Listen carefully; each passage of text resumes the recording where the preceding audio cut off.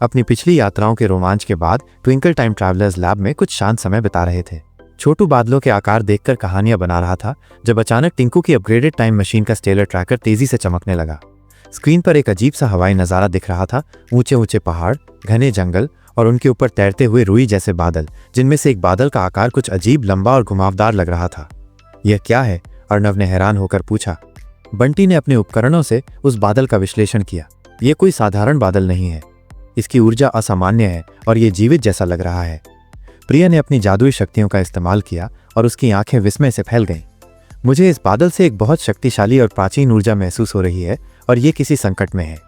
छोटू ने उस लंबे आकार वाले बादल की ओर इशारा किया। ये तो ड्रैगन जैसा दिख रहा है।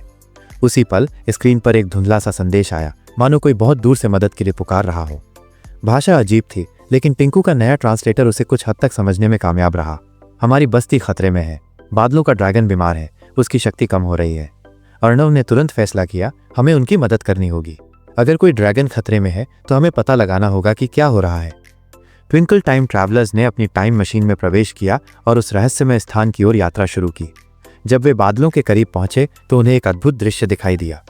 बादलों के बीच एक छिपी हुई बस्ती थी, जिसके घर पेड़ की शाखाओं और तैरते हुए पत्थरों पर बने थे। छोटे छोटे पंखों वाले लोग इधर उधर उड़ रहे थे।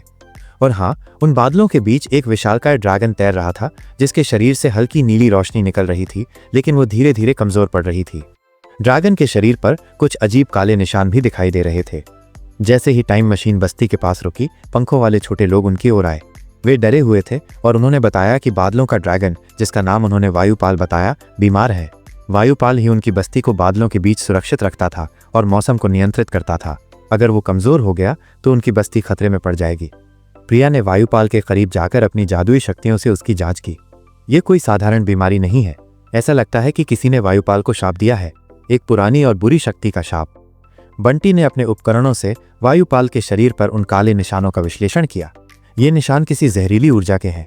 अगर इसे जल्द ही ठीक नहीं किया गया तो वायुपाल सचमुच गायब हो जाएगा। छोटू ने डरते हुए पूछा, तो हम क्या कर सकते हैं? एक बूढ़े और समझदार पंखों वाले व्यक्ति ने बताया कि वायुपाल को ठीक करने के लिए एक दुर्लभ फूल चाहिए जो चांदनी घाटी में उगता है।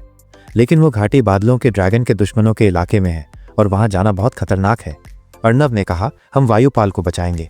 हम चांदनी घाटी जाएंगे और वो फूल लेकर आएंगे। बच्चों ने अपनी टाइम मशीन से एक छोटी उड़ने वाली गाड़ी निकाली और चांदनी घाटी की ओर निकल पड़े। रास्ते में उन्हें बहुत सी चुनौतियों का सामना करना पड़ा। उन्हें तेज हवाओं और बिजली के तूफानों से बचना था, लेकिन अर्णव ने अपनी तकनीकी समझ से गाड़ी को सुरक्षित रखा। जब वे चांदनी घाटी पहुंचे तो उन्हें वहां बहुत सुंदर और चमकते हुए फूल दिखाई दिए। लेकिन जैसे ही वे फूल तोड़ने लगे, अचानक एक बड़ा भयानक तूफानी राक्षस सामने आ गया। यह राक्षस धूल और चट्टानों से बना था और उसकी आंखें अंगारों की तरह जल रही थी। ये वही था जिसने वायुपाल को शाप दिया था। बच्चों ने मिलकर उस राक्षस का सामना करने का फैसला किया। बंटी ने अपने गैजेट से एक आवाज की गूंज पैदा की, जिससे राक्षस का ध्यान भटका। प्रिया ने अपनी जादुई छड़ी से रोशनी का एक बड़ा गोला बनाकर उस पर फेंका, जिससे वो कमजोर हो गया। अर्णव ने तुरंत अपनी तकनीक का इस्तेमाल करके राक्षस को एक जादुई जाल में फंसा दिया और छोटू ने डरते डरते जल्दी से एक फूल तोड़ लिया। जैसे ही उन्होंने फूल तोड़ा, जाल टूट गया और राक्षस गुस्से में उनकी ओर लपका। लेकिन बच्चों ने बिना समय गंवाए अपनी गाड़ी में बैठकर वहां से निकलना सही समझा। वे सुरक्षित रूप से वापस वायुपाल के पास पहुंचे। प्रिया ने तुरंत फूल की पंखुड़ियां वायुपाल के शरीर पर रखीं और मंत्र पढ़ना शुरू कर दिया। देखते ही देखते फूल की चमक से वायुपाल के शरीर से काले निशान गायब होने लगे। उसकी नीली रोशनी वापस आ गई और उसने एक गहरी सांस ली, जिससे पूरे आसमान में एक शांत हवा फैल गई। वायुपाल पूरी तरह से ठीक हो गया था और उसने बच्चों को देखकर एक प्यारी सी आवाज निकाली, मानो उनका धन्यवाद कर रहा हो।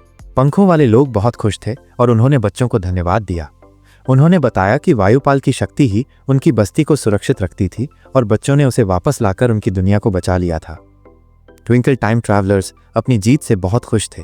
उन्होंने पंखों वाले लोगों से विदा ली और अपनी टाइम मशीन में बैठकर घर की ओर लौट आए।